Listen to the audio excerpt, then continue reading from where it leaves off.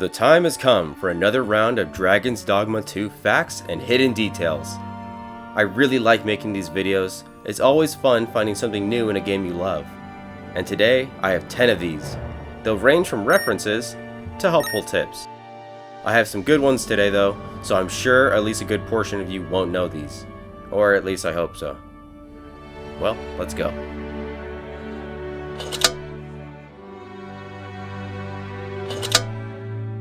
The Heaven's Keys and Batali Biters are two similar looking daggers. Only difference is their damage types. Now you may think these are Sai, a Japanese weapon, at first glance. But these are actually a set of parry daggers, albeit a pair of highly stylized ones. They are extremely similar weapons, although parry daggers were used in Europe and sported a bladed edge, rather than being blunt like the Sai.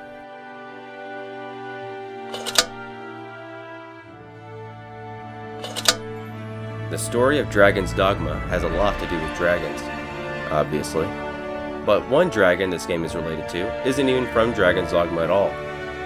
In the story of Aragon by Christopher Paolini, there is a dragon named Vermund, and you may recognize that name as the country that Vernsworth resides in. An interesting reference.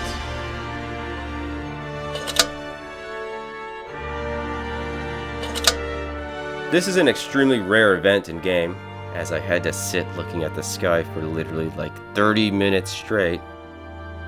But during the night there's a chance you can catch a glimpse of a shooting star.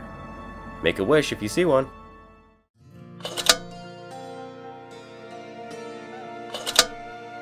This is personally my favorite fact on this list. It may be widely known, but to me it was rather surprising.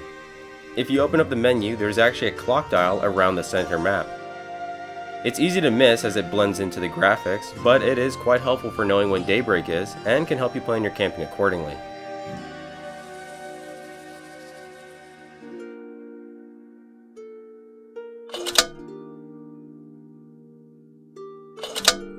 Redoubted Bolt is the ability on Mystic Spearhand to slow enemies and prevent their moves. But one hidden mechanic you may not know is that the Redoubted Bolt's element changes with the element of the spear you use. As you see here, the ooze doesn't ignite while I'm using a non-enchanted spear, but when I switch to a fire element, it sets it ablaze in a gooey explosion.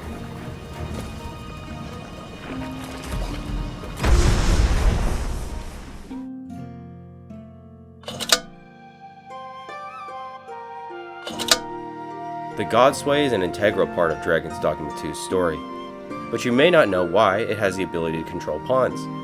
The reasoning is that the crystals used in Godsway come from dragons, who were all once arisen. Either turned into the red dragon by the Seneschal for failing to defeat him, or turned into a drake by dying before reaching the Seneschal at all. Kinda makes you feel bad for all the dragons you kill.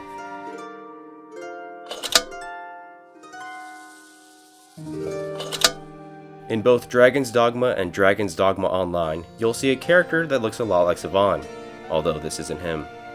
This character's name is actually Glenn, from what I can tell. But, beyond that, Glenn doesn't show up in much promotional media for Dragon's Dogma 2. Except for an alternate piece of art for Dragon's Dogma 2's cover, found on a magazine cover from Japan. Do you like this artwork, or the one we ended up getting? I think I prefer seeing Glenn as it ties it more to the previous games. Oh, and also there's a preset for Glenn when making your character.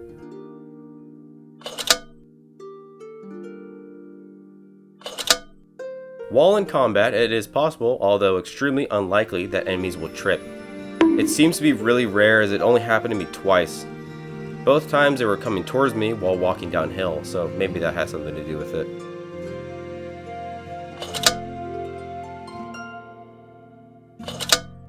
If you're a spell-slinging sorcerer, then this fact is for you. When using High Salamander or Salamander, your spell's lingering flame field will last far less time if cast over water.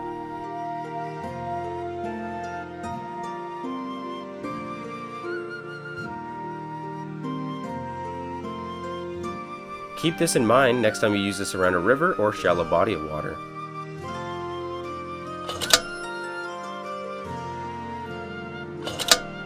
As with many things, the world of Dragon's Dogma takes a lot of inspiration from the world of Middle-earth. Some hobgoblins can be seen wielding a sword very similar to that of the orcs' Urukai, a sword with an angled end. And that was 10 facts I hope you didn't know about Dragon's Dogma 2. How many of these did you know? I'll be surprised if you knew all these, honestly. I'm by no means a Dragon's Dogma 2 expert, but I have hundreds of hours in this game, and some of these were really surprising. Let me know in the comments as usual, and I'll be seeing you later. Bye-bye.